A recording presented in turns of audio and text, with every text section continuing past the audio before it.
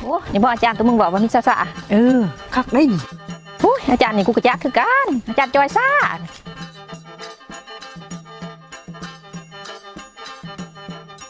สบายดีอาจารย์จอยซ่าอาจารย์คือบอกกับเฮาอุ้ยมันเขาซ่าอยู่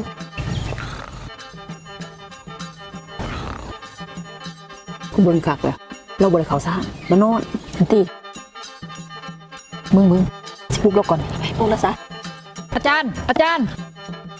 มาอย่าง โอ้ยพามูมาขอของดีน้ำอาจารย์นี่แล้ว อยากได้อีสร้างแต่ของดีฮะ อยากได้คาถาฟันแทงบวเขานะอาจารย์ ว่ายเสียก็ได้ไปให้ยังวีซ่าเนี่ยมีแต่ผู้ชายได้เขาเหียน โอ้ยเป็นแม่ยิ่งกับโคเฮียนแน่บ่ได้บ่อาจารย์ โอ้ยเป็นไม่ยิ่งไม่ยาสิไปฟันไปแทงก็ผู้ได้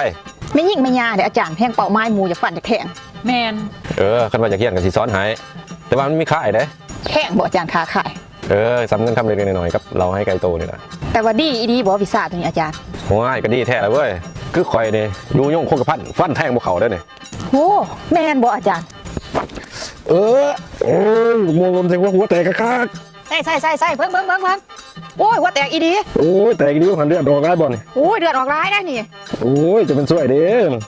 โอ้ยมันมือยังกูสมุนนี้สมมติสวยแท้ ห่วยอาจารย์ใส่ว่าอยู่โยงโคกกับฟันแทงบวเขาทันที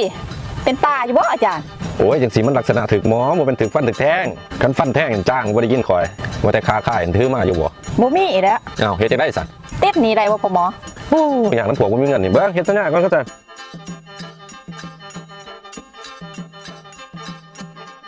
ซื้อจะได้เจ้า ซื้อปื้อ